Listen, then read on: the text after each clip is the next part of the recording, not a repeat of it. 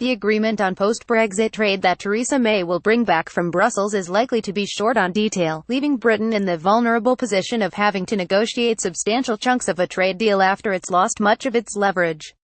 According to 4 people familiar with the situation, the bloc is planning to keep the final wording on the agreement on the future trade relationship fairly vague. It will start working on the text over the next 3 months and aim to publish it before the summer, 2 people said. The UK continues to say, at least in public, that it expects to secure a detailed trade deal before it leaves the EU in March 2019. It wants to do this because once it leaves the bloc it will have already agreed to pay a hefty financial settlement, and so will have lost a lot of its leverage. EU officials say even in public that the deal it's hoping to pin down by Brexit Day is mainly on the divorce issues, and on the future relationship all Britain can expect is a non-binding political statement of intent. What they haven't said in public is how much detail there will be. UK officials say they want at the very least a heads of agreement that can be smoothly turned into a trade deal. The agreement on the future relationship, in the form of a political declaration to sit alongside the withdrawal agreement, may run to around just 30 or 40 pages, compared with the 1,600-page trade deal with Canada. Read more, how the October deal could unravel. There's some tension on the EU side. Some of the 27 remaining EU governments are open to setting out more detail in some sectors, which could include where the UK agrees to remain in alignment with EU rules and standards, 2 of the people said. As well as tying the British government down to fixed principles, it could also help build trust when it comes to fleshing out the deal, they said. A greater level of detail could hinge on how quickly the British government can provide a concrete negotiating position and accept the EU's conditions, one official said. While May went some way to crystallizing her vision for the future relationship in a speech on Friday, the EU plan reflects the belief in Brussels and continental capitals that the UK's position is still unclear, with significant differences between the two sides remaining. Trade talks are meant to start at the end of this month, and the EU will take a first step this week by sending to capitals a draft of its negotiating position.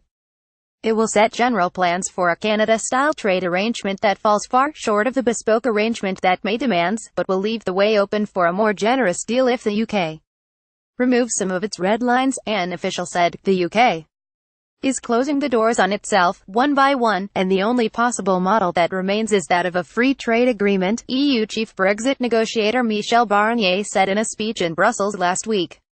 Any vision of the future must take into account the fact that the EU cannot and will not compromise on its founding principles. Parts missing. The vagueness of the political agreement on trade will mean that crucial parts of the UK-EU trade deal will have to be worked out during the post-Brexit transition phase, which the EU says should last 21 months and which will take effect only if Britain accepts as legally binding its divorce bill and measures to keep the Irish border invisible.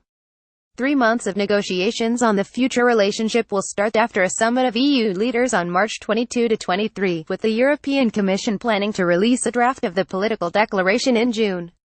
Both sides want to get the wording wrapped up by October to give the UK and European Parliaments time to approve it.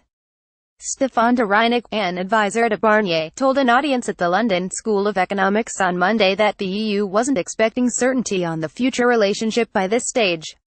In her speech on Friday, May said she wanted to leave the single market and customs union but have no new tariffs, pick and choose regulations for different Brexit sectors and take on associate membership status of some EU industry regulators. The EU's draft mandate being published this week will say that unless May removes red lines, such as membership of the customs union and acceptance of free movement of people, the bloc is unlikely to grant the ambitious partnership she wants. It will implicitly rule out widespread access for British financial institutions to the EU's single market, as well as the UK's idea to remain close to EU rules in some areas while breaking away in others.